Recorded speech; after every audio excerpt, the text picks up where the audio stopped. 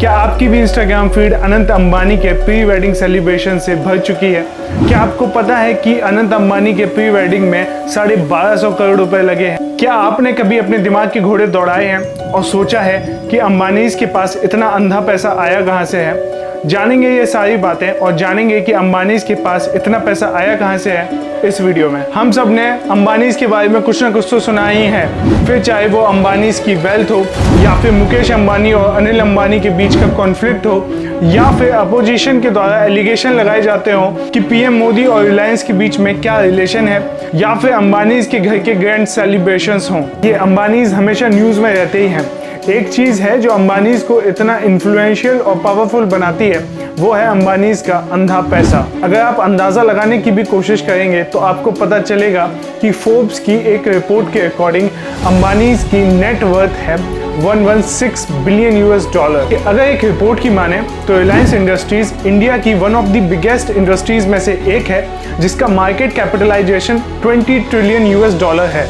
ऐसी बात है कि जिस इंसान के पास इतना ज़्यादा पैसा होगा वो किसी मामूली घर में तो रहता नहीं होगा, यानी रहते हैं एक 27 स्टोरी बिल्डिंग जो कि मुंबई में है और जिसको बनाने में लगभग 1 बिलियन US डॉलर का खर्च हुआ था। And this is one of the most expensive houses in the world. Ambanis का दुनिया भर की रॉयल फैमिलीज और बॉलीवुड स्टार्स के साथ उठना बैठना है।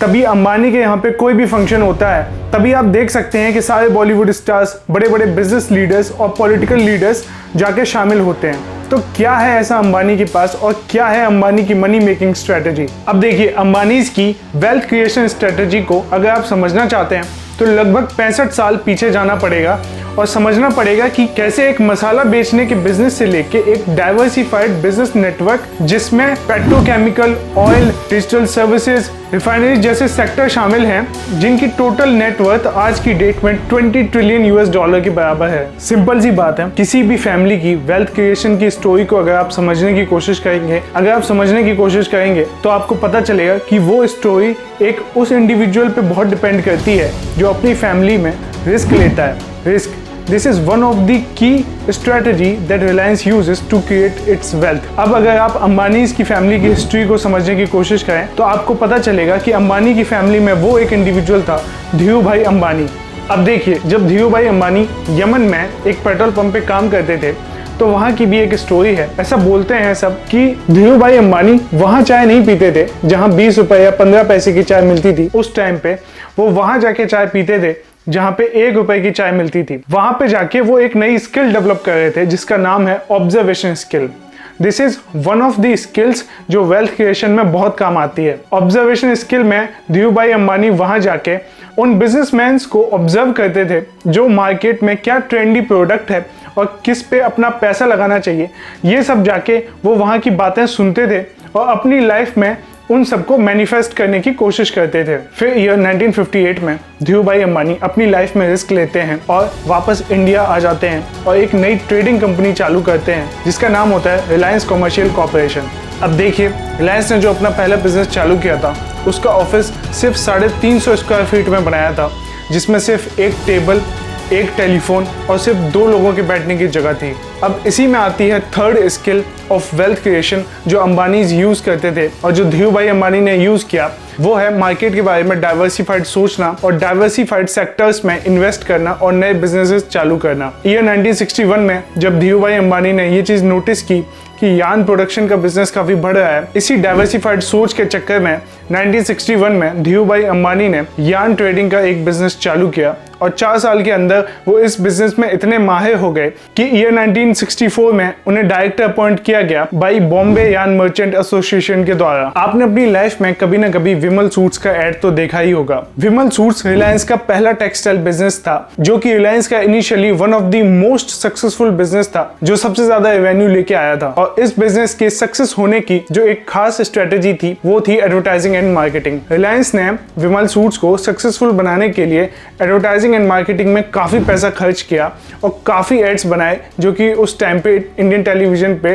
टेलीकास्ट होते थे और उन एड्स में एक ऐसा मैसेज दिया जाता था जो विमल के सूट पहन रहा है वो काफी एम्पावर्ड हो रहा है और एम्पावरिंग मेंस को काफी ज्यादा दिखाया गया जिससे मार्केट में एक बहुत ही अच्छी अप्रोच बनाई और इंडियन लोगों ने उसको काफी पसंद किया।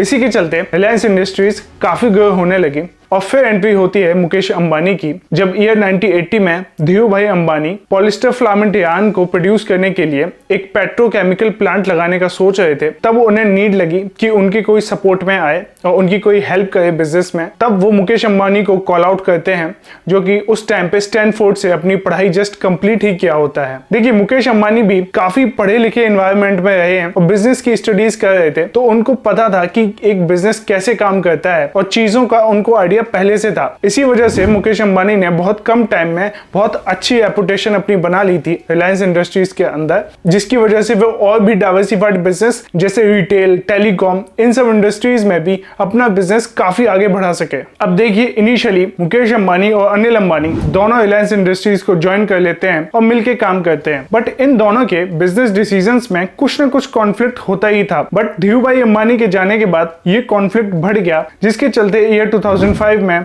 धीरू भाई अंबानी की वाइफ इस फैमिली बिजनेस को 2 हिस्सों में बांट देती हैं। इस डिवाइड के बाद मुकेश अंबानी को कुछ सेक्टर्स मिले, जो थे petrochemicals, oil and gas, refining and textile operations. वहीं अनिल अंबानी को जो सेक्टर्स मिले वो थे construction, telecommunication, asset management and entertainment. अब देखा जाए तो अनिल अंबानी को जो सेक्टर्स मिले थे वो काफी फ्यूचरिस्टिक थे और उनमें ग्रोथ अपॉर्चुनिटीज भी बहुत ज्यादा थी। अनिल अंबानी इतने ज्यादा डेट में थे कि उनको एक फ्यूचरिस्टिक कंपनी जैसे कि रिलायंस टेलीकम्युनिकेशन बेचना पड़ा। वहीं उस टाइम पे उनकी हेल्प की या फिर अपॉर्चुनिटी सीख की मुकेश अंबानी ने। बट यहाँ पे आप एक और स्किल देख सकते हैं, वो है अपॉर्चुनिस्टिक होना। जब आप वेल्थ क्रिएशन करते हैं तो आपको चीजें बहुत ज्यादा ऑब्जर्व करनी होती हैं और जहां पे अपॉर्चुनिटी होती है वो ग्रैब करनी होती है। So this is one of the most valuable skill in wealth creation that Ambani has used. Mukesh Ambani का इस टेलीकम्युनिकेशन कंपनी में इन्वेस्ट करने का डिसीजन इतना सही हुआ कि रिलायंस जियो के लॉन्च होने के कुछ ही सालों में रिलायंस इंडस्ट्रीज, जो कि मुकेश अंबानी के पास थी, उसका टोटल वैल्यूएशन 100 बिलियन से ज्यादा जियो की वजह से हो गया। तो आप सकते हैं कि एक सही डिसीजन आपको कितना आगे तक ले जा सकता है। बाकी रेस्ट इज हिस्ट्री। अब आप शॉक में नहीं जाएंगे कि कैसे मुकेश अंबानी एक प्री वेडिंग में 1000 करोड़ खर्च कर सकता है, क्योंकि अगर आप डीपली समझेंगे तो आपको पता चलेगा ये कोई इंस्टेंट मनी नहीं है, कोई शॉर्टकट नहीं है, कोई गैम्बलिंग ऐप का प्रमोशन नहीं है कि जिसको करके आपको पैसा मिल जाएगा। ये जनरेशनल वेल्थ है जिसको क्रिएट करने में कितने साल, कितना बड़ा स्किल सेट और कितने लोग लगे हैं। बाकी आपको अंबानी की वेल्थ क्रिएशन की कौन सी स्किल सबसे अच्छी लगी और कौन सी स्किल आपको लगता है कि मैंने वो छोड़ दिया, please do let us know in the comment section. मिलते हैं नेक्स्ट वीडियो में। बाय।